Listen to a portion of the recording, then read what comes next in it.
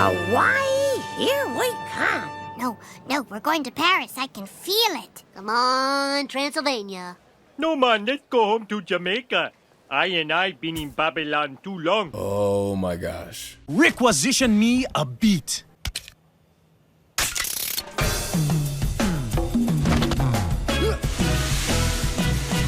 Alright, get comfortable. I gotta tell like 2 stories. In 2023, I did my first and only Patreon video raffle where fans suggest video topics and whatever it lands on, I gotta do a video about it. And you will never guess what the hell won.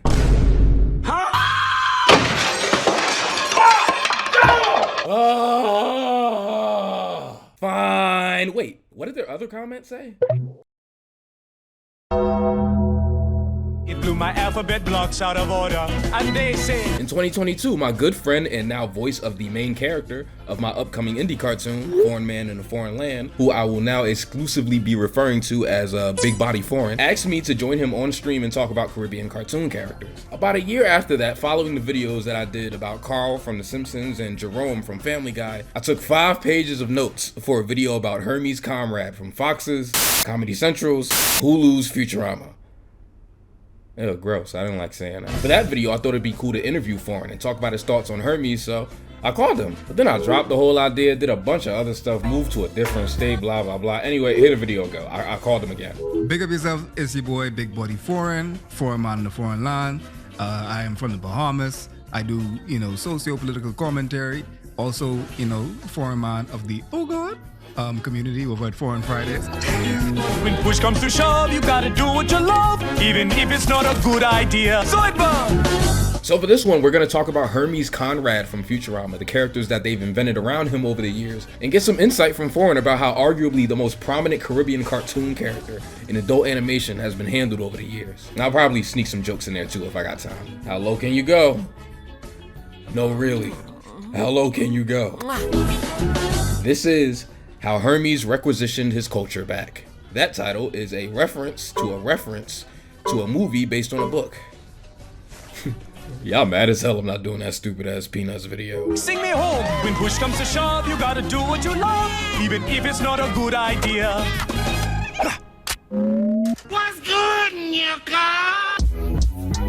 This ain't televised, they telling lies, but promise I won't. We been patronized, they taking lives, I'm on my way home. Relax my mind about half the time I'm watching cartoons. Fort Knox, how I'm locked in my room. Of course they resemble my skin when I watch too. Hypnotizing, tannic, how I follow through the vibes. Okay, dreaming mama's proud as if she looks through Penny's eyes. I'm a man of the house like Oscar. You deceive, I believe need Oscar. James Earl, when I speak, I'm a fosser. Gotta swerve in the streets, never block us. I go, feel more, just try to make you feel more. Through the halls I felt scorns. Looking at me cause I don't like what you like, you feel torn. Should've smacked your light slick back, you ain't seen pimpin' before.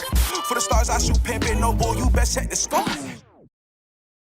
Real quick, today's video is brought to you by Into the AM. Into the AM is a team of artists and creators with a mission to make apparel that is not only comfortable, but promotes relentless and passionate self-expression, which is just a long-winded way of saying that they make dope shit. They actually sent a few designs over to the crib so y'all can know that I'm not just making this up. First thing I want to say is that I know that their goal is comfort, and they nailed that off rip. All 4 of these things feel like a nice, warm grandma hug. The fit is really good too. I get worried when I order shirts in my size since I'm really tall, and a lot of the time, the sleeves don't really hug my arm too well. I always feel like my arms are just like floating around a bit, but not with these, bro. It's perfect. The variety is really great too. One with a lot of color, one with a splash of color, a simple white one with like a small little logo, and a black and white one. This black and white one might be the winner for me. This design is so fire that you can literally see me say it in the B-roll. Even my dog liked it, bro, and he don't like everything. He threw up on my tracksuit last year. The spaceship one is a close second though. The detail in this design is crazy. Whoever drew this deserves a high five and a milkshake. If you don't vibe with any of these, I'd def say jump on the site and take a scroll. They got a little something for everybody. Y'all like my rug? Turn your swag on, homie. Thank you, Into the AM, for these premium made tees. You can get yours and get 10% off site-wide using my link in the description, intotheam.com/unity. U-N-I-T-Y, that's a unity.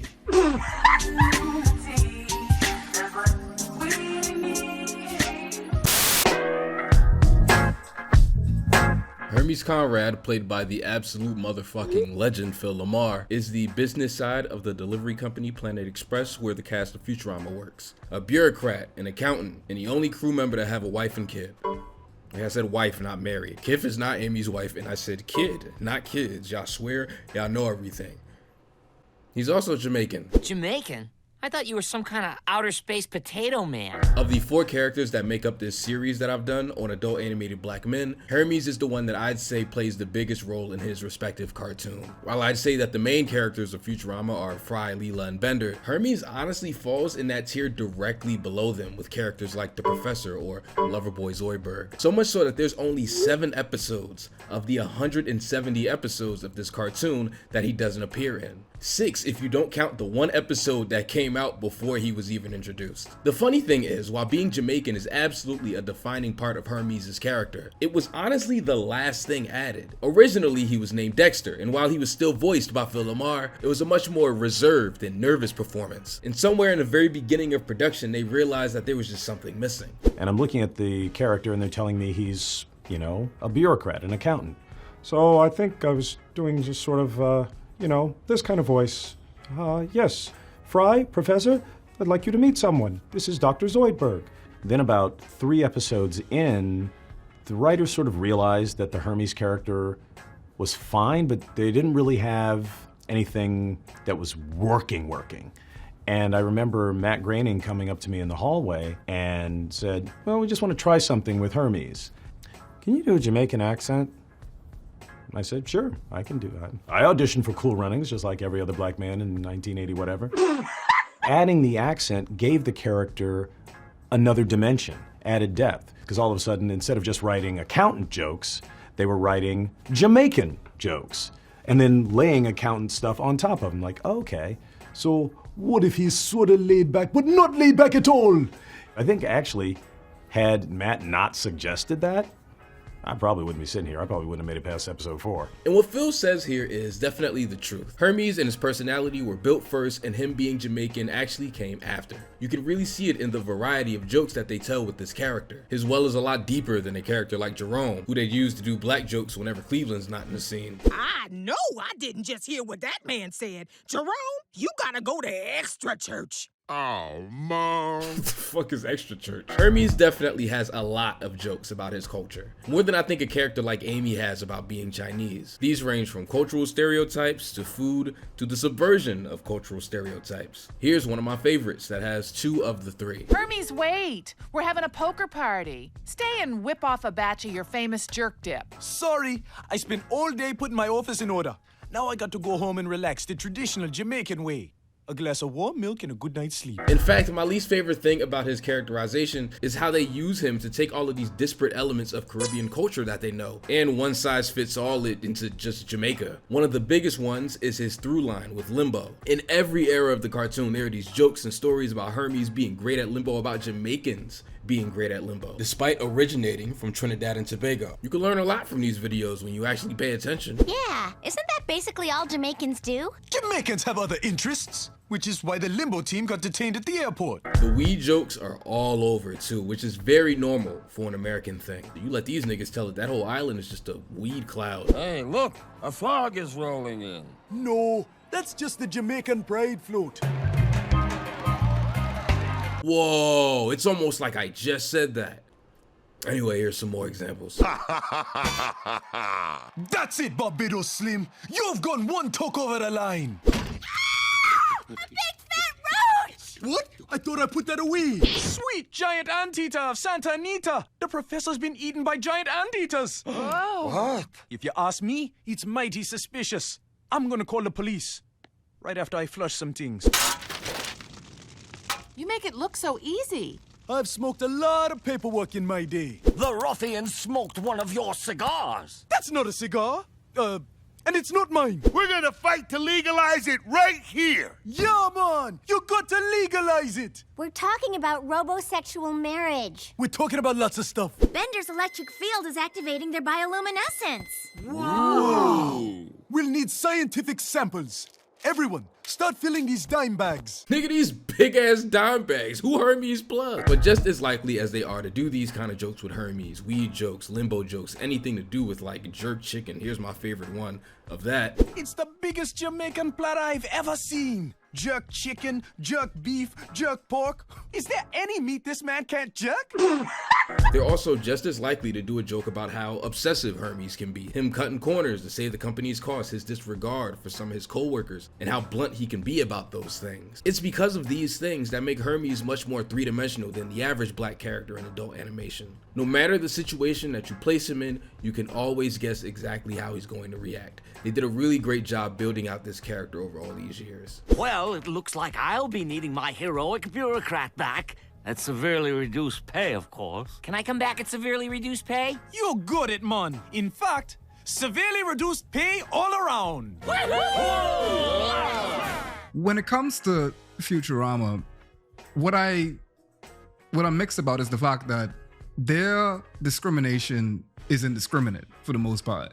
Like, everybody gets something. You know, you get a little bit of xenophobia, you know, some Asiaphobia. You get a little bit of ableism here. You get some, you know, just some weird things and whatnot. And I think that that's one of the reasons that people like to write it off and give comedic license to particular things. And you know, like I said, I could take a joke. Like, I mean, that's fine. As long as, like, you have multiple instances of the representation to finally balance that out, right? So, yeah. There are weed smoking, dreads having, only eating fish, Rastafari Jamaicans, right? They exist and they ought to be seen as well, right? Mm-hmm. That can't be every instance of a Caribbean person in general. Right. And that's the problem. Like, you often get a situation where only a couple of us could be in the lens, the eye of the lens, right? So the only time that you get to empathize with us is when we fit a particular type of stereotype. There are not that many representations of Caribbean folks in media, right? And oftentimes the Caribbean experience is showcased in a way where we're supplemental to every other experience around there. So the Caribbean characters in these cases would be supporting to something as Hermes. As a character, is his story as fleshed out as Fry or as fleshed out as Leela, you know, and things like that. Maybe they were. Even with Cleveland Show, you know, I like the fact that I actually love Cleveland Show. And in fact, you know, like I know you was doing like, bro. I love that. You know, I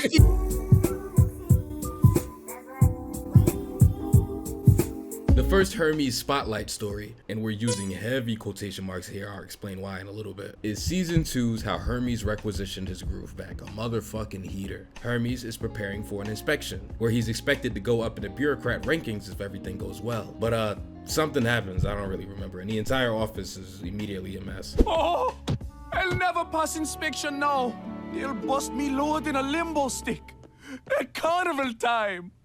And that's as low as limbo sticks get. Aw, hey, come on, don't worry. We'll watch you clean up. When the lady that's doing the inspection shows up immediately after, and Hermes is ultimately demoted a level or two, he does not take it well. I'm going to jump! Oh! Do a flip! So in order for Hermes to relax a bit and calm down, the lady replaces Hermes momentarily at Planet Express, while him and his wife go to this spa that Loverboy Zoidberg suggests.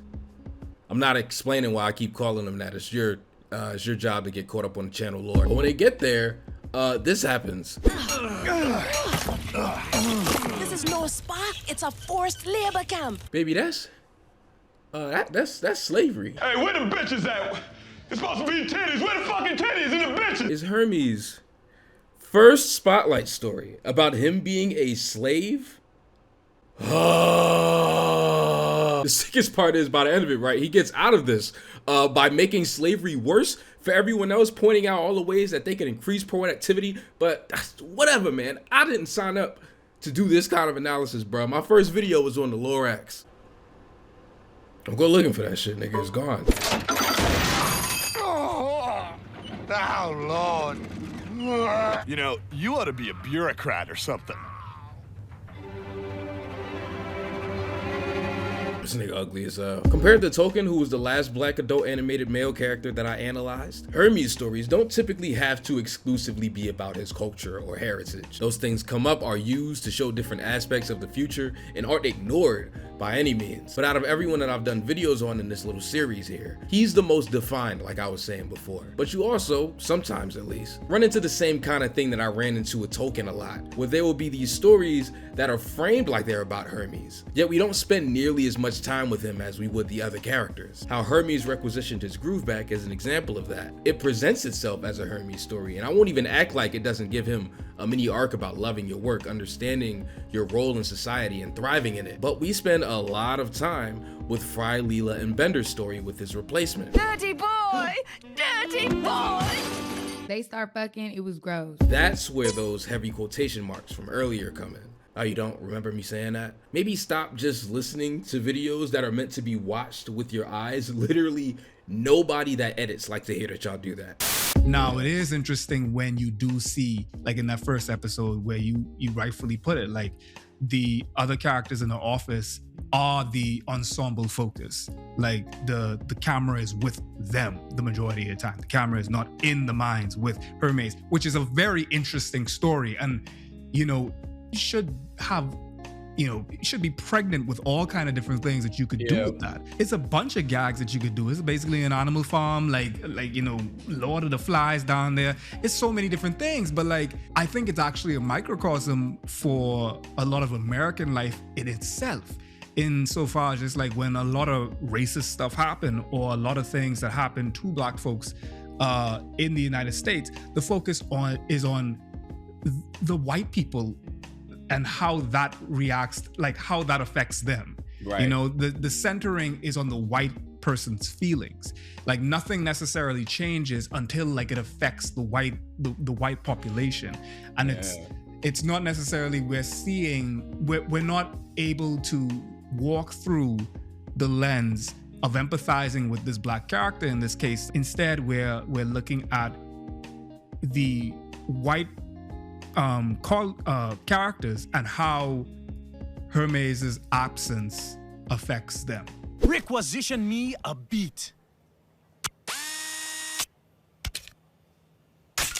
Yeah, we nucky and bucky and ready to fight. The song Hermes sings in the episode tells us so much about his character and his choices. I never really thought about how introspective these lyrics are until now. Hermes is basically saying that he is a bureaucrat by nature, by design. No matter what he does, he still has those traits and he actually enjoys having them. While other characters from other shows would have arcs about trying to grapple with the fact that they're really particular or that they have to micromanage every aspect of their lives, maybe looking for a way to change and let go, framed in a much more negative way, like these aren't traits that you would want to have as a person, Hermes is actively reminding himself that he is proud that this is who he is. They say the world looks down on the bureaucrats. They say we're anal, compulsive, and weird. But when push comes to shove, you gotta do what you love, even if it's not a good idea. That emphasis on self-determination and doing what you love despite what society thinks of you is present throughout all of the characters in Futurama. The pilot that loves to fly despite having one eye and no depth perception. The doctor that loves his job despite having the most impractical hands imaginable for the job. The professor that invents things just because he wants to and nobody could possibly have a use for. It really is the whole cartoon. At the top of the episode, Hermes is really focused on that ranking of his. It's been driving him to be better at his job so much that he forgot that he actually just loves doing it, and it's a part of who he is internally. But something changed when my man turned pro. I was sorting, but I wasn't smiling. He forgot that it's not about badges and rank. It's supposed to be about defiling people. It's aspects like this that make him a really interesting figure in adult animation, especially for a black character. Where, as you can see from these videos, is normally stuff that you would have to pick up on in the background. And so stuff like this, you can see the want to create a well-rounded character clearly outweighing the let's invent someone that we can make black jokes with thing that plagues a lot of adult animation. Here's where I put that stank meter joke from the intro if I didn't do it already. The continuity thing that I noticed is that it seems like from this episode onward, Hermes actively has it out for Loverboy Zoidberg. Every chance he gets, there's some kind of hate or sly comment. You see it a lot in this Comedy Central era episode, season 7's The $6 Million Mod. I didn't really like saying that title. Hermes ends up firing himself after realizing that the company burns more money on him performing performance reviews than anything else, which is perfect Futurama logic. And they replace him with this big ass computer. 1,000 years from now for this bulky ass design. This nigga don't come in pocket size. Well, this is it. But I want you to know working here has been the experience of a lifetime.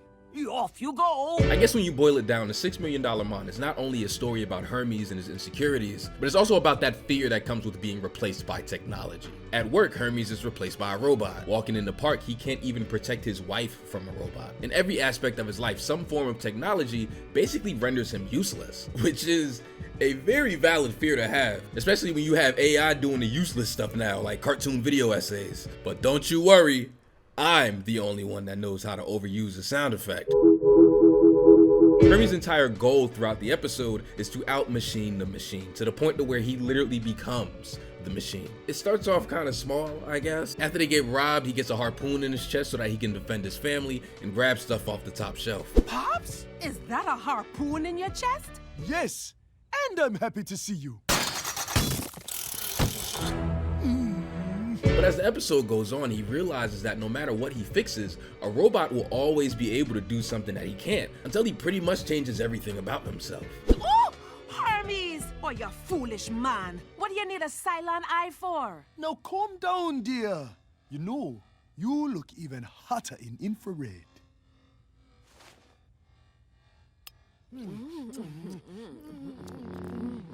His family doesn't approve whatsoever. They try to talk him out of it, but ultimately he gets so consumed that he even gives up his brain so he could be 100% all robot.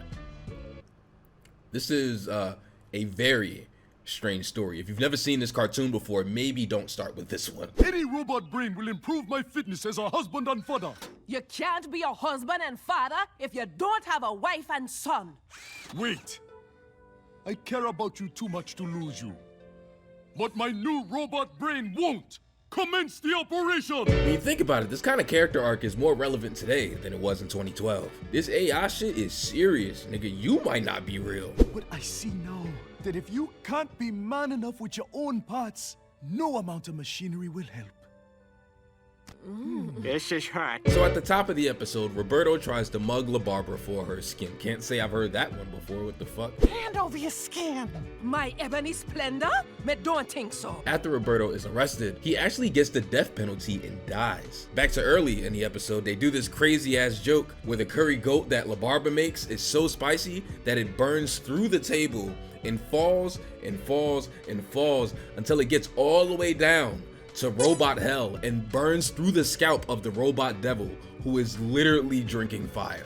Ah! It burns! And then when we cut back to Hermes, he actually adds hot sauce. And you think that this is just like a gag or something, but this is essential to the story. Like, the narrative cannot happen if they don't do this bit. Because at the end, Roberto actually does slice off a piece of Hermes' skin and tries to eat it, but ultimately melts because it's too spicy from all of the curry that he eats. Again, weird episode. Do not start here. That dead dog episode's pretty good. The Loverboy Zoidberg stuff is pretty much the B story. When Hermes is fired, Loverboy Zoidberg is the only one to emotionally react, despite Hermes openly hating him since season 2. You don't understand. He was the only one who cared enough to insult me. I insult you, you fat sack. Sure, when it's convenient. But Hermes was always there for me. And now he's gone, thanks to you, Mr. Big Shot 7G.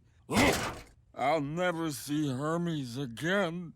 On the bright side, I'll never see Zoidberg again. As Hermes changes parts about himself and swaps out his organs, LZ, yeah, we're doing that now, collects them, ultimately forming like a Hermes puppet. And when he gets to the point of wanting to swap his brain, he puts his brain into the puppet, saving him from himself and bringing him back to life. And honestly, from this point on, it kind of feels like Hermes eases up on his hate for Loverboy, in some ways at least. He still disregards him sometimes, but it's not as overt. The Hulu episode, Planet Expresso, that we'll talk about in a bit, comes to mind, where LZ is one of the only characters to help Hermes with the coffee crops, and he doesn't say a single negative or backhanded thing to him. He chops down this plant with his dad's spirit in it while Hermes is working through generational trauma, but he puts him in a pot at the end of the episode, so it's chill. Look at what's chill. Hermes' relationship with his co-workers at Planet Express surprisingly has significantly less deep dives than a character like Amy. There's quick asides here and there that tell you how much he cares about some of them, but not much to go on for an extended period of time. You get the impression that Hermes thinks that Leela is the most responsible crew member, or that he can get annoyed at how stupid Fry can be, but no stories that specifically say those things. An exception to this is season 6's Lethal Inspection, an episode that's more about Bender's struggles with mortality, but this video would be super incomplete if I didn't bring it up. Bender learns that he's missing a backup unit that would ultimately save his consciousness if he was ever destroyed or broken, which pretty much makes him just as mortal as the average human. This turns to anger directed towards the inspector that actually let Bender through the assembly line and approved him when he was built. Product inspectors are bureaucrats, faceless bean counters who blend into the woodwork. I beg to differ. Stinking bureaucrats. I hate them. Then again... Nigga soft. I get it though. Long story less long, Hermes and Bender go on a journey to find Inspector 5, the guy who approved Bender. Bender wanting to give him a piece of his mind since he's so angry that he let him walk the streets as mortal as a human being, and Hermes wanting to change Bender's mind on all bureaucrats being corny. Ultimately, it leads them to a dead end somewhere in New Mexico, and there's this kind of powerful moment where Bender just breaks down in front of Hermes with a phenomenal performance from John DiMaggio. I honestly forgot how good this part was. Okay, Bender, you're mortal. And okay, Inspector 5 screwed up. But that just makes the time you have left all the more precious. Do you really want to waste the rest of your life in a bitter homicidal rage? No! Yes! I don't know!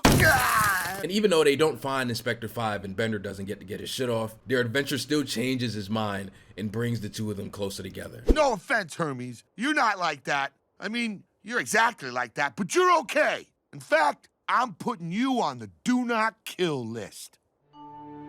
I know if you haven't seen this show, that just kind of sounds like a dumb joke, but I assure you that this is the sweetest thing that this character could have possibly said. At the very end of the episode, it's revealed to the audience that Inspector 5 actually was Hermes this entire time, hiding every clue from Bender so he doesn't find out. He knew Bender didn't have a backup unit as a little baby robot, but the only other option was to destroy him. So he approved him because he felt like Bender deserved to live, and he immediately quit his job so that he'd never have to make a decision like that ever again. It's probably the sweetest moment they've ever given this character. There's music during this part, but my headphones broke so I can't hear it. While this episode shows us a compassion that we don't typically see Hermes express for his co-workers, and even gives us slight insight into the early stages of his bean-counting bureaucrat career, it's another how Hermes requisitioned his groove back. It's a Bender story. Hermes is just along for the ride. We learn stuff about him. This isn't a useless episode when it comes to characterization or anything like that, but this is definitely a supporting role. Granted, he's a supporting character, but you know what I mean, don't be dense. I think what I'm learning though is that the most interesting thing about Hermes isn't just him, it's the characters that they've invented around him. To a degree, every major Futurama character has some character or characters that are specific to them. Fry and his family from the 2000s, Leela and her parents, the orphanage, Amy and her family, Loverboy Zoidberg has... Shit, right. Hermes gets a wife, a son, and a rival throughout the show, and for better or for worse, they're all extensions of how he's written.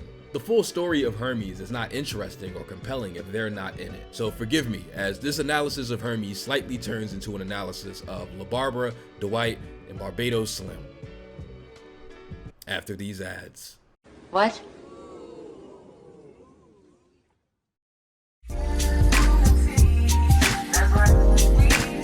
Sweet character analysis of Calabasas. This is Hermes Conrad, and we'll be right back with more Toonrific Tariq.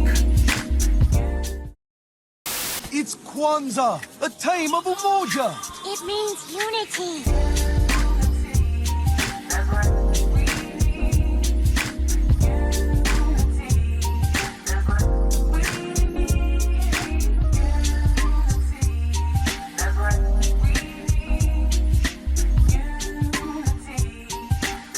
They start fucking, it was gross.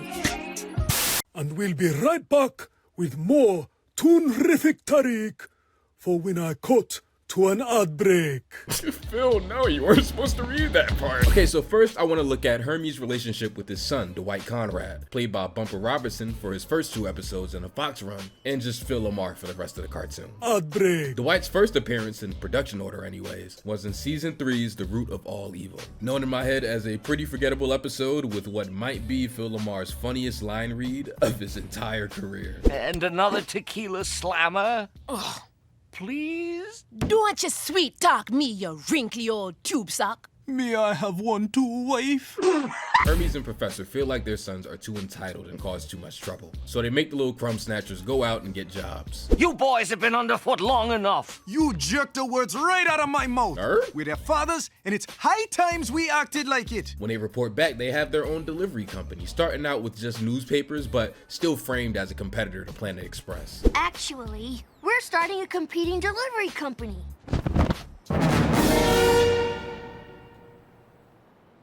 Welcome to the world of business. Hermes and Professor patronize the boys a bit, but they work harder and harder until their company surpasses Planet Express, and these very cocky old heads need to eat crow. People, as you know, our young sons have become great successes in the very same field as us. Yeah, that's great. All right. Naturally, we're humiliated. This episode always stuck out like a sore thumb in the middle of the Fox era. The A story is just like some pretty standard sitcom shit with like a Futurama coat of paint slapped on top of it. And I don't know what the hell this B story is. You see the B-roll, man, you try to figure this shit out. Robot Impreg is crazy, progressive ass 2000s cartoon. See, now this is the problem with making a cartoon 20 years ago that's supposed to take place 1,000 years from now. When the hell was the last time you seen a newspaper? Matter of fact, it's probably some young niggas watching this right now that have never held a newspaper before. Comment right now if you haven't. I'll wait. You do it? Bet. I'm calling your mother. You're too young to be watching these videos. Yeah, go unk that, pussy. Stomp it, file it. Oh yeah, send it overnight. Hermes and Professor are too busy patronizing their sons that they don't realize that they're just smaller versions of them. They have the exact same dynamic. A guy who's really good with numbers and management with a guy with a lot of big ideas and means of execution. Together they form a younger, more spry version of the exact same team, and their dads are too busy affirming themselves as the stronger, bigger, prideful men that they don't allow themselves to step back and give their kids their well-deserved props. Are you both pathetic, being jealous of your own offspring? Now you should be happy that they became successes instead of following in your food stamps. No, it's true. But they grow up so fast. We just wanted a few more years of being better than them. Ultimately, I like that this episode shows us, in little ways at least, how much Dwight is like his father. There's a moment where the professor is working on a device that makes everybody who uses it sound just like him, a completely nonsensical machine that only really exists because the professor thought of it, and Dwight immediately jumps right into his practicality bag, asking a question that his father definitely would. What's this device's marketability? Who's the target consumer? Not only that, but he really wants to be like him too. I think that's such a sweet layer to this relationship. When Dwight and Cuber's business take off, the first thing Dwight does is ask Hermes if he's proud of him. And when they ask the boys why they went so hard to beat the hell out of Planet Express, this happens. We just wanted you to be proud of us. Proud of you? You ruined us with sleazy business practices and a complete disregard for human decency. Of course we're proud of you. Hermes could never be lame in his son's eyes. It's such a cool subversion to see a nerdy guy, a nerdy black guy, have a son that doesn't think of him as soft or lame. In fact, he actively wants to be just like him. Even at the end of the episode where they get beat up for trying to stand up for their kids, Dwight is still proud of how he took that ass whooping. Bring it on, Jello Pop. Yeah, get him, Show him who's boss. It hit different when your dad can't fight. I would have just shot this nigga. Fuck, I look like scrapping with flubber. In 300 Big Boys, all of the citizens of Earth get a $300 tax refund from the government. And Hermes spends his on a pair of boogie boots for Dwight so that he can have fun like a regular kid. But he just wants to be like his dad. But Pops, I don't want to have fun. I want to be like you. Boring, but prudently invested. The boots only cost $299.99 with no tax, I guess. I'm not sure if that's concerning for the future or something to look forward to. So Hermes gives Dwight the last penny to do what he really wants.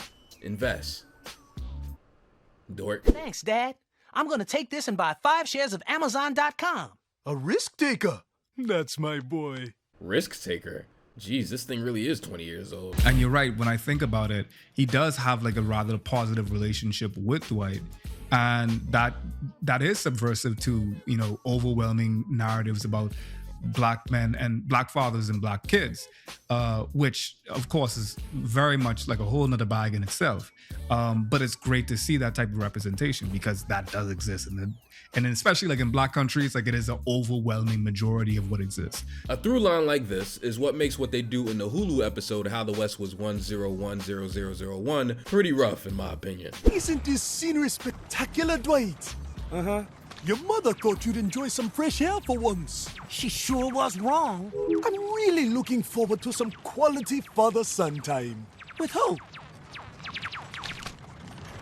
Ah, nigga saw Planet Express go to like an old west planet for like crypto or something, and the C story has Hermes trying to bond with his son, who he's never had difficulty bonding with throughout the entire cartoon. Roberto is also there, and in a pretty decent use of continuity, they make sure to show that Hermes both recognizes Roberto and is terrified of him because of what happened in the $6 million mod. Him being the only one to speak made this feel like a direct reference. That's pretty cool. But the story becomes one of those, I like this tough criminal more than my soft dad stories.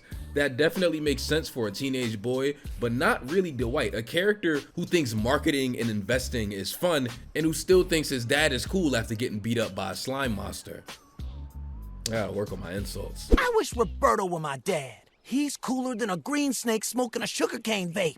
No self-respecting green snake would do that. I'm not saying that kids can't change their mind, wake up one day and decide that their dad isn't cool anymore. It's super normal stuff in the real world. But I think it's fucking me up because you have like 20 years worth of cartoon where Dwight is not only proud of who his dad is, but actively aspiring to be just like him. If you're gonna do a story like this, I feel like all you need to do is give us some exposition of Hermes disappointing Dwight or something that showcases his character turn. But in this one, Dwight is disinterested from the very first frame he's drawn in. It's such a stark contrast from everything I've seen from this character over the past few days. It's like they forgot who this character even was. Since when did this little nigga hate Limbo? How about a father-son limbo break? I hate Limbo, Dad. Limbo is stupid. And you just know how it ends. Limbo comes into play and saves the day somehow, and Dwight learns to appreciate his dad and culture, even though he has since season 3. It's almost like this character didn't need to learn this lesson. I love you, Pops. And Limbo is not entirely stupid. Oh, son, neither are you. This shit got me hot. These niggas ugly as fuck. Oh, you thought it was over? Well, so did I. I was gearing up to record this video when my friend Nintendo informed me of an episode that came out last year that I didn't even know existed. It's called Murderoni, and it honestly turns the issue that I had with How the West Was 1010001 from episode specific to Hulu run specific. In this one, we start off seeing that Dwight is going to what Hermes calls the Young Bureaucrats Club, only to jump off the bus and go to work at a pizzeria. Hermes does not take this well at all. How will we break this to your poor mother? Yeah, she's known for years. That's right, son. Never let anyone tell you what to do. And go and get us some refills and them Arnold Palmers. Chop chop! Basically, this episode is implying that Dwight was lying in the early years of the show, just to save face in front of his dad. I have two main thoughts on this reveal. Number one, I do not like this shit. To me, this is a bummer and does not make this character or their relationship any more interesting. In fact, it not only makes him less interesting, since son lying about wanting to follow in his father's footsteps is a trope as old as the Bible, but it also puts the audience in this space with Hermes, basically telling us that everything we knew about this cartoon character was a lie. That is so tired, dude. I'm sorry. Some people may like it, but it honestly annoyed the shit out of me. And frankly, this episode is nowhere near as funny as the principal and the popper, and they couldn't even get that off. Up yours, children. And two, I have a very hard time accepting this is true. I played the clips. Dwight is shown actively trying to be just like his dad, even in scenarios where his dad isn't even in the room. The root of all evil is the best example of that. Dwight is actively acting just like his father and takes so much pride in the fact that he briefly succeeds at it. It's all throughout his conversations with Professor's ugly ass son. I understand faking the funk in front of the professor, but what reason do we got to lie in front of Cubert? And the answer is none. The funny thing is, I feel like if you crunch the numbers, this is probably the most time that we've ever spent with these two characters continuously. There's pockets of this thing where they're the only two characters on screen, and it's cool to see in theory, but for someone like me who pretty much had everything he loved about this character artificially removed, just to be replaced with characterization that we've seen a million times before, it's not really ideal. There's clearly an effort to use Dwight more in these Hulu years, and they give him more to do. But it also seems like they didn't cross-reference any of this new stuff with what they established about the character 20 years ago. The Dwight that we see in 300 Big Boys reading a book titled Mathematical Principles of Accounting on a stoop completely alone is not the same Dwight that we see playing a fake ass retro Game Boy and ignoring his dad and How the West Was 1010001. And you cannot convince me otherwise. They cloned this little nigga like Gucci Mane. And hey, newsflash, Hermes never expected Dwight to be just like him. In 300 Big Boys, the inciting incident with these characters is Hermes trying to treat him like a normal kid with normal kid needs. But he'd rather read, old lame ass nigga. This isn't a bad episode, to be honest, dude. It's pretty okay. But this does go exactly how you'd expect. There's twists and turns in the lore and some set pieces, but character-wise, it's like the blandest you could possibly get. Dwight goes with Hermes to the bureaucracy. He sees his father in action, utilizing his problem-solving skills, and ultimately, in the end, conceding that while bureaucracy is lame, Hermes is a pretty cool dad. Yippee! Did he not just fucking learn that 2 years ago with Limbo? Y'all just gonna do this with every section of Hermes' personality? Y'all gonna do part 3 where Dwight learns to appreciate weed? I dare you. Watch me never watch Futurama again. You think you might follow in my footsteps now that you've seen how thrilling bureaucracy can be? No, I still find bureaucracy super boring. But I think you're pretty cool. That's 92.5% of all I could ask for. I don't ever want to see these ugly ass niggas hug again. With Hermes, well, you have to look at the array of what we got on TV that illustrates this experience. And there's not many. So that just means that you have even more of a responsibility as someone that is creating culture, because that's what this is. You know, this ain't just leisure TV that you just put on in the background. No, people are being taught how to interact with particular people, especially if they don't interact with Caribbean people in their everyday life. People are taught how to interact via these cartoons, via these shows, as well as the people themselves who these cartoons represent are learning how to be interacted with, what they are, you know, how exactly that they should perceive themselves. I know this because I am this. Like, being someone that is just from the Caribbean, if you are tangential to any Caribbean island, people will engage with you like a Jamaican, even if you're not. You could be from St. Kitts. They will impose and project onto you the nearest remnant of what a Caribbean person is. And that's oftentimes Bob Marley or, you know, Sean Paul or something like that. You know, and like, or, you know, you'll have someone to say, hey man, and I'm just like, I'm not even Jamaican. And you know, it's all fun and jokes, and like, I mean, like, it could be entertaining after a while. But again, it just speaks to the level of diversity that you have for this experience. So with Hermes being one of the only Jamaican characters that I can say had that level of airtime, what exactly are we doing with this? You have an opportunity here to humanize this character, to write out a fully fleshed person in this regard. And it's interesting yet again that there's only so many episodes that can adduce to this person's character and backstory. And maybe they are, you know, fleshing him out in different ways, like with the story where he's meeting his dad and kind of giving like a wholesome brand into him. And there's instances like the one where he turns into a robot basically that really don't have much to do with his Jamaicanness at all. And I love that too. You know, like I love the fact that Hermes gets to exist outside of the essential, the national essentialism of Hermes, you know? Is not just a Jamaican guy. The joke isn't just his Jamaicanness.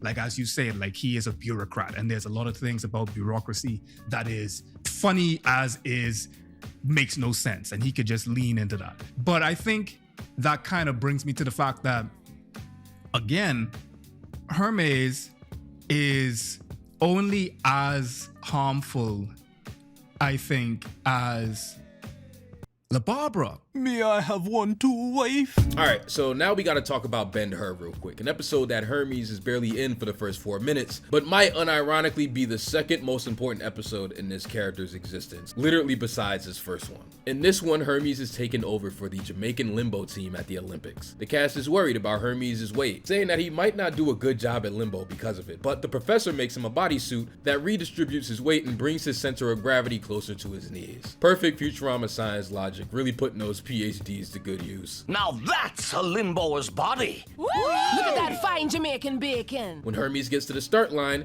he sees his rival, Barbados Slim, who we will be talking about extensively for the rest of the video, so you better get used to hearing me say that name. I'm not a fan of this episode personally, but I will be the first to tell you that the scene with Barbados Slim is one of the funniest sequences in the entire cartoon. It probably has some of my most quoted lines. Everything from "Barbados Slim, last I heard you were still in Barbados," to the announcer guy being completely on Barbados Slim's side, then switching on a dime the very second that Hermes takes the lead. There they go, and Barbados Slim takes an early lead. God, I hope he wins. What's this? Hermes Conrad is closing the gap. He's limboed out of retirement and straight into my heart. I say go to hell, Barbados Slim. And Conrad is disqualified. Barbados Slim, my hero, takes the gold. Oh, there, Hermes. You did your best. If I'd wanted a human Adonis for a husband, I'd have stayed married to Barbados Slim. This smile and look back may seem innocent, but I need you to know that this one line fundamentally changes who LaBarbara's character is for the next 20 years. So after Futurama was canceled at the end of broadcast season 4, a few years later, they dropped the straight-to-DVD movie, Bender's Big Score. And 3 more that I don't care about nearly as much. So he's got a little ink. Big. Until I got that dog like tatted on my chest. A lot happens in this one, but on the Hermes side of things, he gets his head chopped off. La Barbara is obviously scared and upset, but somehow at the forefront of her emotions, even though it is very clear that Hermes' body can be saved in a relatively short amount of time, is immediately needing a new man in the house. There, wife. Everything will be all right. Okay, look, Hermes, we got to think of the boy. He needs a daddy. He has a daddy. No, he got 2 half daddies. When Hermes is decapitated, it's pretty much like he's dead. It's wild how fast everyone disregards him. Like, it's not even just his family. If Hermes were here, he'd fire you all. I am here. Quiet you. I know I don't really talk about the animation in these black character analysis videos, but Futurama really used to be such a cool looking cartoon. I think the later seasons really stiffened up the characters in a way that's not as appealing as the first run or even the Comedy Central run. Like, I always really liked this like almost front facing view that they drew Hermes in for most of the time that he's in that jar. It's cool that even without his body, they still found a way to animate some good acting and make him look extremely expressive. Alright, sorry, back to character analysis. La Barbara actually ends up back with Barbados Slim, who she was confirmed to have divorced sometime before the start of the show, way back in that Ben-Hur episode. Oh, no. We just happened to run into each other shortly after your accident. And every night since then. You're so crazy. Using time travel, Bender picks up a copy of Hermes' body so that they can fix him up sooner than later. Loverboy Zoidberg proceeds to put his head on backwards. You've got his head on backward. What are those? You incompetent crab! I thought you were happy. Your tail is wagging. But as the narrative states, a time duplicate is always doomed. What? It's only a matter of time before it's fucked up again. He is told this by the professor and Bubblegum Tate from the Globetrotters. Watching this video without knowing Futurama must be a trip. Duplicate body is always doomed. It's just a matter of time. I don't care. I just need it long enough to bird dog in and win La Barbara back. Best bird dog fast, my brother. That's the way I bird dog best.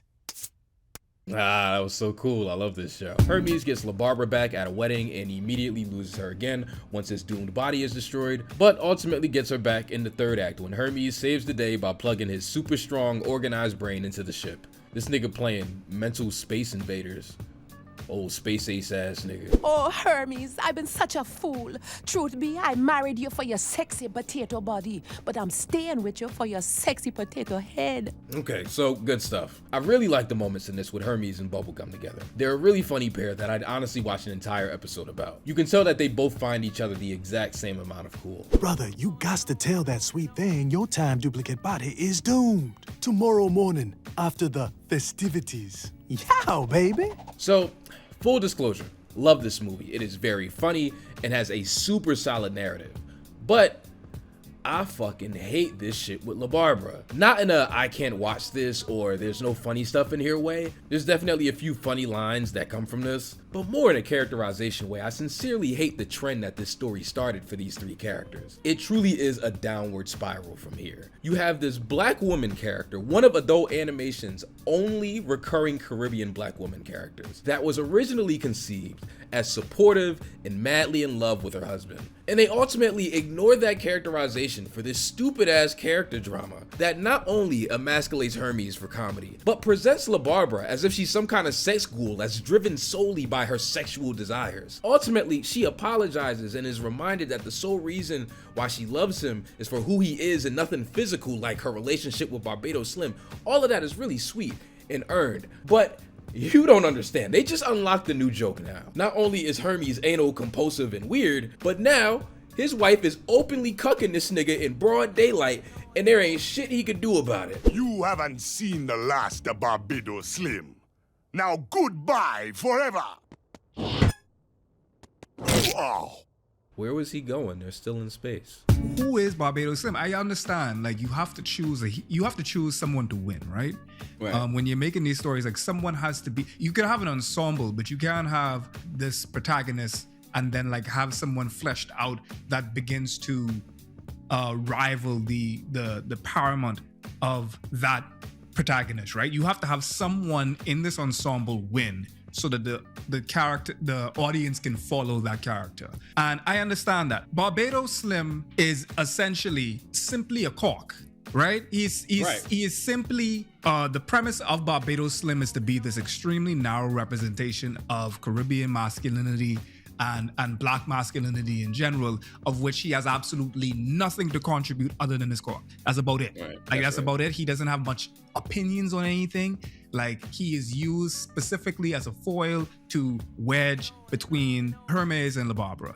And what does that mean? Like, why does that happen? And also, as you were saying, it's just not integral to La Barbara as a character. It doesn't make sense all the time for La Barbara as a character. Because as you said, like she does truly love Hermes. And like you see oftentimes, like there are instances of which she is very supportive, she is very helpful, and loving to Hermes. So you get like this impression that, okay, they are in it because they love each other. And then there's moments of which what she just surrenders to flesh and then she goes with Barbados Slim.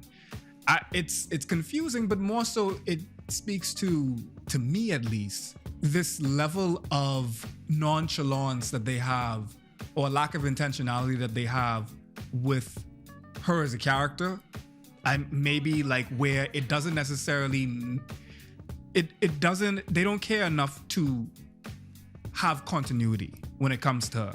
Because like, to me, it's just like, okay, this doesn't match with the moments of which we see La Barbara as a supportive and caring wife to Hermes.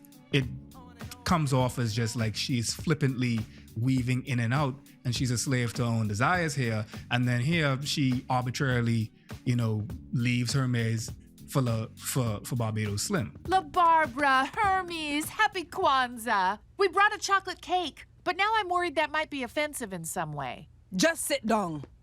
In the Futurama Holiday Spectacular, Barbados Slim is invited to the Conrad house for Kwanzaa without Hermes' knowledge, and La Barbara explicitly flirts with Slim in front of the entire Planet Express crew. Come in, Barbados. Look at yourself, all throbbing and shirtless for the holiday. I hope you're ready to celebrate. All night long, woman. In season 7's premiere, The Bot and the Bees, Hermes jumps out the window to go to work and Slim peeks his head in out the side, clearly implying an ongoing affair. 14 episodes later, in Fry and Leela's Big Fling, when Amy, Bender, and Loverboy Zoidberg find out that the resort that Fry and Leela are staying at is actually a human exhibit on a monkey planet, La Barbara and Slim are seen when the gang is being shown past guests. Though this one is a little up in the air. It could have just been before they divorced. Even though they don't look any younger. Look, man, I'm doing the best with what I got. But none of these has anything on what they do in the Hulu episode Rage Against the Vaccine. Without a doubt, one of the worst episodes of the entire cartoon. I got no love for this goofy shit. Hey, La Barbara, how's your grandma? She improving? Yeah, she doing all right. Give her my best. All right, that's cute, I guess. In this one, in the year 3023, they finally got rid of COVID-19. But oh no! Get ready for Explovid, a new virus that makes people extremely angry, just like this episode. Hermes thinks that the virus is actually related to zombieism, eventually leading people to becoming zombies, I guess, and there's only one fix for that, apparently. There are all speeds of zombies out there. Fast ones, slow ones, brisk shufflers. But the cure is always the same. Voodoo. Hermes tells La Barbara that he's going to go to New Orleans, hoping to find someone who knows voodoo and can help fix this before it gets too out of hand. La Barbara tries to talk him out of it while also delivering what might be her funniest line read in the entire cartoon. Just like Simpsons or Family Guy, even the worst Futurama episodes have at least one thing that you can laugh at. Hopefully they are near that place with the good beignets. Be very careful, husband, and promise me one thing. If you survive, you gonna bring me back some of them beignets. Road to find who can help with everything leads Hermes to a cabin where he finds Barbados Slim, who apparently does science stuff, I guess, and he suggests that they need the help of a real expert. There's only one person with that expertise, and I'm afraid. Afraid she might be too sexually attracted to you to think straight? Well, you're mostly right. La Barbara? And this is just where they go overboard. Not a single one of these jokes is funny in my opinion. Just turning the cuck dial up to 11 when I swear the limit before that was only like 5. How did you find us here? And why do you have a key to Barbados' place? Yeah, that's not important. I've also got a key to your place. Also not important. La Barbara has a key to this nigga Slim's crib. Slim is directly referencing consistent sex with La Barbara to Hermes' face. When they make the vaccine and test it on Hermes, they have this idea to make him mad to see if it'll work. And this happens. Let's run a test. And it's like, my nigga, how the fuck did we even get here? And is this even funny anymore? Well, I'll help you out. The answer to both of those is no. Wait, that doesn't... I don't care, nigga. I'm too angry. When I was rewatching this, and it might be just like the fact that, you know, this is where I'm at in life now. Because when I watched this three years ago, you know, I almost found myself like looking for things where I was just like, okay, you know, the first episode I got, they basically have Hermes as a slave. That's wild. You know, they have Hermes being called ganja. That's wild. But then in this lens, at this stage in my life, what I see is a lot of misogyny towards La Barbara in general. A lot of specifically misogyny towards La Barbara in general. And a lot of the absence of the things that even Hermes gets. Because she is compartmental to Hermes and therefore occupies even less screen time. And you know, when it comes like to the rules of screenwriting, the person that you have on the screen the most is the person that you get to empathize with. If you see this person all the time, even if it's the villain, you begin to understand why the villain is doing what he's doing, you know, Killmonger and them. Like, you know, you get to say, you know what, I know he's a villain, I know he's doing bad, but I kind of want to see him do it after a while. That's because you get to see this person's point of view. You get to see him save a cat. You get to see this villain do something that humanizes him, right? If you don't see a character that much, you don't get that opportunity. So the amount of times that you do get to see La Barbara is very important. Even more important than that of Hermes, because you already don't get that many people for Caribbean folks in general, or Jamaican folks. You get even less for Jamaican women. And oftentimes, when it comes to Jamaican women or Caribbean women in general, they are personified as hypersexual or aggressive. And that's what you get from La Barbara. Like, you often get like this battle axe of a person, this aggressive, loud, sexual, voracious, infidelitous, treacherous, you know, like trifling gal, right? Yeah. And I genuinely want to know what people would get from La Barbara, if anything at all, when they watch Futurama.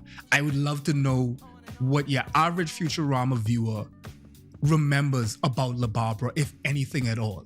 If you ask them, hey, what was your favorite thing about La Barbara? Like, I want to know what that person is going to say, if they have anything at all. you know. But Yeah. probably if they do, it's gonna be her, you know, making fun of Hermes or salivating over Hermes' nemesis. You got some serious mental pecs, husband. My second favorite kind. I didn't like any of that. Before we get off La Barbara, I want to talk a little about Neutopia. Planet Express owe a lot of money on their mortgage, and the men decide to make a sexy calendar using all of the women in the office since apparently it's in their contracts. Leela points out that you can't have a calendar with only 2 women employees, so Hermes hires La Barbara. Oh, husband, I'm so excited about this new job. And it's excited about you, La Barbara. First order of business is to put on your uniform and take your ID photo. Long story less long, they turned Planet Express into a commercial airline to make money instead, while also objectifying the women by suggesting that they wear these skimpy ass stewardess outfits, but they crash on a planet with a bunch of whatever comes after tertiary characters. And as set up with all of the first act misogyny, the men and women get into huge arguments, splitting off into 2 separate groups with Hermes and La Barbara as their leaders. All in favor of the Jamaica Thunderclap? That would be me. Practically no one. All in favor of me? 8-8. It's a tie. We can't trust a woman's math. Count again. You know, if Hermes wasn't such a well-defined character with clear care and personality poured into him, I'd probably take issue with the only black man character in this cartoon driving the narrative about misogyny. Who am I kidding? This shit got me hot. Fuck this episode, nigga. Leader? Fat man, you couldn't even run a bath. Well, you sure can run something. Your mouth. Girl, shut the fuck up. You thought you ate that? The rock guy that lives there tries to see which gender is superior, making both of them fend for themselves until this happens. Damn it, woman! You're making me highly Selassie. Oh, don't you talk to me that way, you big hairy Belafonte.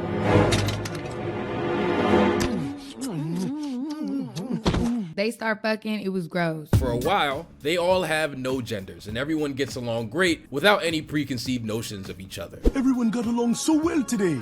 Yes, this place is like a neutered utopia.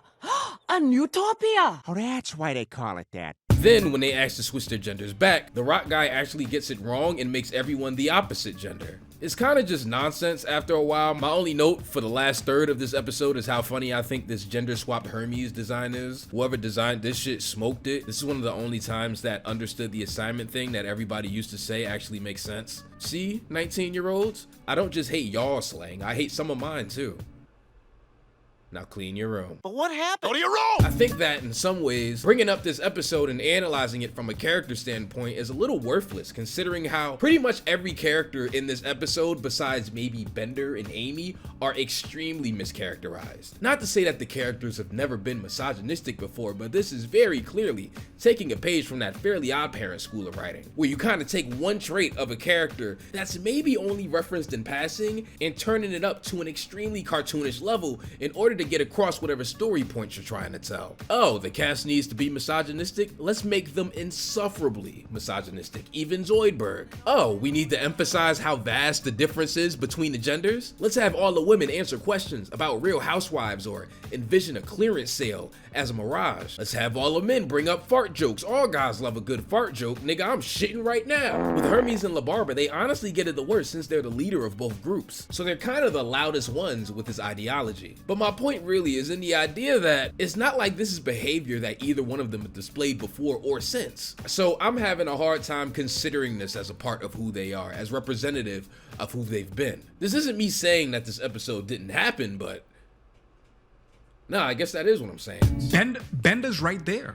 Like, Bender's the perfect vehicle for that misogyny. Like, if you want to have this loathsome character, because Bender's basically primed for it at this point, Bender's supposed to be the heel that, you know, here and there shows, you know, more humanity than everybody else. And that's like the irony of the situation.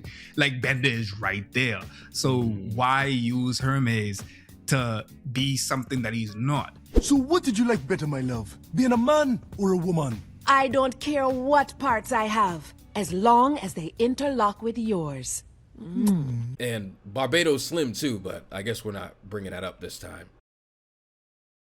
Today's indie animation highlight is going to a little show called The CARSONS, created by cartoonist Noah Cutright, based on a long-running comic strip of the same name. It's a mockumentary-style adult animated sitcom about a couple, Steve and Katie, raising their baby while living with Steve's dad. They also have a talking dog, but he is not in the clip that I'm about to play. I don't know. It's not as bad as you're making it out to be. Look, son, I'ma need you and your girl to keep it down once them lights go out. Some of us got places to be in the morning. Noah actually let me see a work in progress for the first episode, and look, I'm not lying. I swear I didn't get paid to say this or anything. I love this shit so much that I literally watched it 3 times in 48 hours. These characters are relentlessly likable. The comedy got big belly laughs out of me, and the heart in this thing is intoxicating. Steve and Katie are great characters with the realest black love I've seen in any cartoon that I didn't make. I sincerely cannot wait for this thing to be finished and come out. It's just the kind of wholesome story with a slight edge that everyone needs to see. Noah is in need of some extra funding for the remainder of the episode, and if you have it, I sincerely ask that you consider donating to help this thing get out sooner rather than later. Don't spend that $2 on the McChicken. You know I ain't supposed to be eating that shit anyway. Follow the Carsons on YouTube, Instagram, X. Oh god. I mean Twitter. Twitter shit. And check the description for ways to donate. Or one way. I don't know, nigga, I ain't upload this shit yet. Alright, back to the video you clicked on. I've had enough coffee for the rest of my entire morning. I guess I could have a little. Alright, last episode I gotta talk about is Planet Expresso. Great, because if I gotta write one more plot summary, I'ma lose my mind in this bitch long ass video. I can't believe it. I didn't even know my father was alive. But not for much longer. Hermes finds out that his dad that left him and his mother to fend for themselves back when he was a kid is on his deathbed. So he flies out to Jamaica to give him one final piece of his mind. Ever since that day you walked out on us all those years ago, what kind of man abandons his only son? What kind of man leaves his family to fend for themselves? I'll tell you what kind. Look, R.I.P. R.I.P. Yeah. Too soon? You're dark, Raj. I don't care. Hermes finds out that his dad actually left his family to grow coffee, which they use to subvert stereotypes just like in the old days. Coffee? He's growing coffee? Best in the Blue Mountains. What'd you think he was growing? Pumpkins. Medicinal pumpkins. While burying his dad, Hermes and Professor find a ship underground that belonged to a bunch of aliens that landed on a coffee planet 5 million years ago. The coffee was so rich that it advanced their civilizations, and they, in turn, tried to spread it to the rest of the galaxy for everyone else. Fascinating. Do you make decaf too? We're aliens, not perverts. Basically, they were trying to drop some coffee off in Jamaica that would have really turned up our evolution, but they crash and burn steamed. Wait, why did I say? I gotta be tired. Instead of letting the farm fall apart, Hermes stays back in Jamaica to help maintain it and complete the mission of the aliens, planting the revolutionary coffee beans that they found in the ship. Since he has it in his mind that his dad was a failure, La Barbara immediately points out that this is pretty much one for one exactly what his dad did to him. Are you really going to abandon your boy the way your father did? This is more important than you know, but I'll be home soon, son. Before he died, Hermes' dad's last request was to be buried in a coffee sack with his crops, and when Hermes nurses the farm back to health, he comes back to life, albeit momentarily, and the two share a very sincere moment of closure. I was working for the good of all humanity, except my own family. There's only one growing season for a father and son, and I missed it. All this time, I've been holding on to my hatred, filing it deep in a mental filing cabinet marked revenge.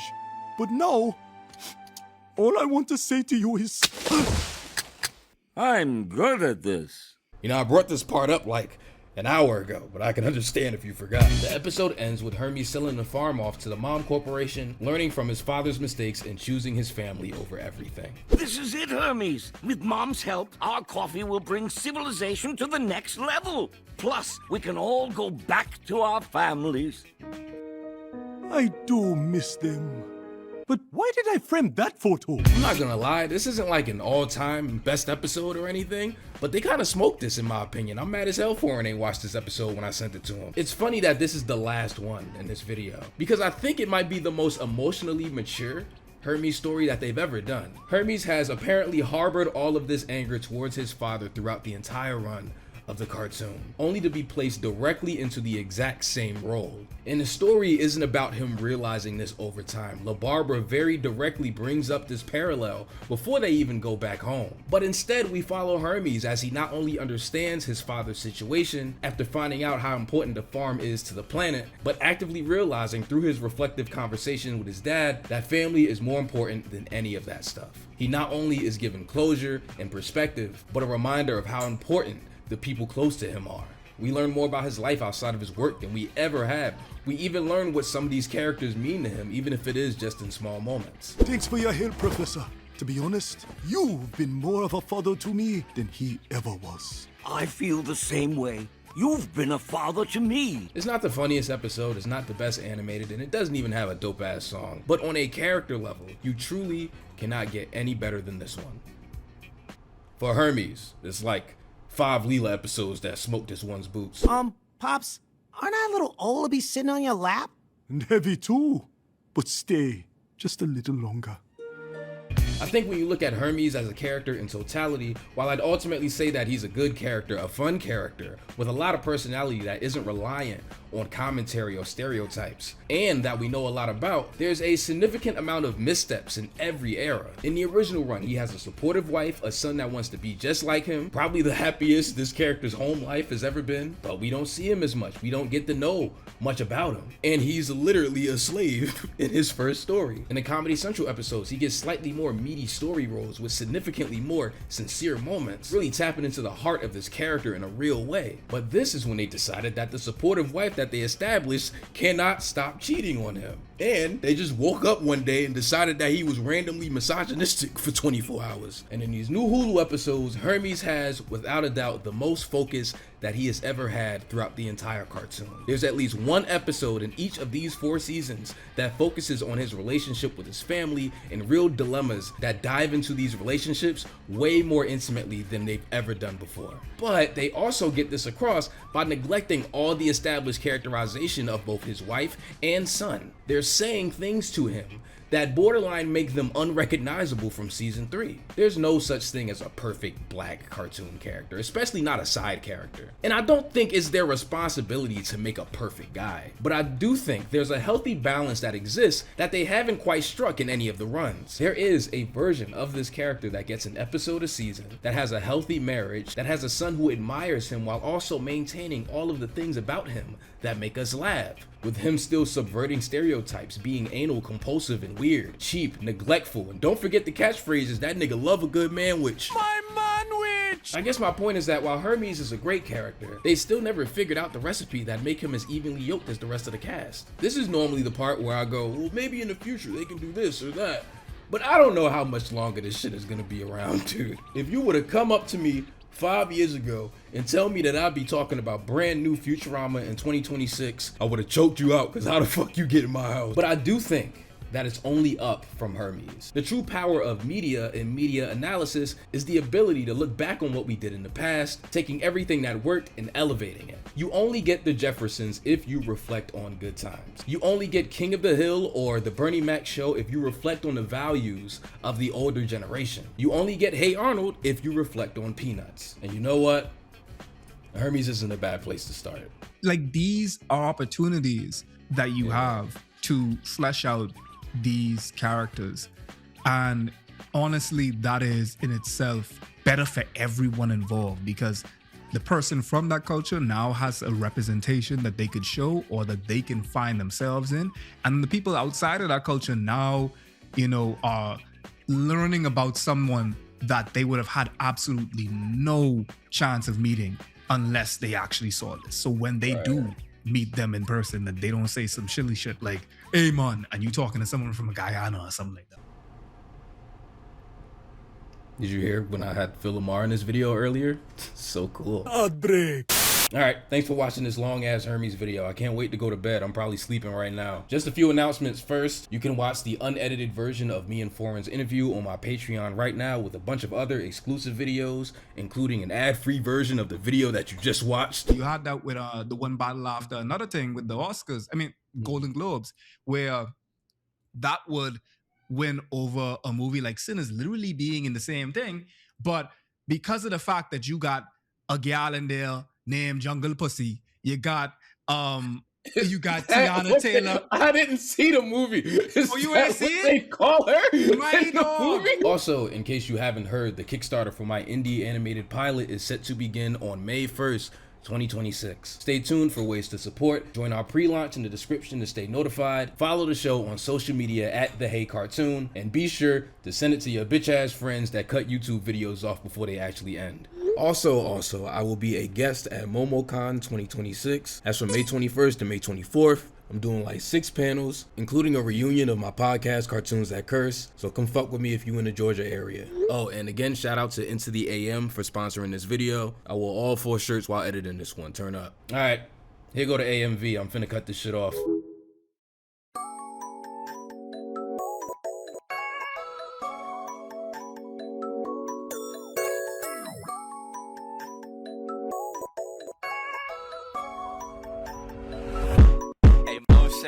That's it, Barbados Slim. You've gone one talk over the line. We just wanted you to be proud of us. Of course, we're proud of you. Truth be, I married you for your sexy potato body, but I'm staying with you for your sexy potato head.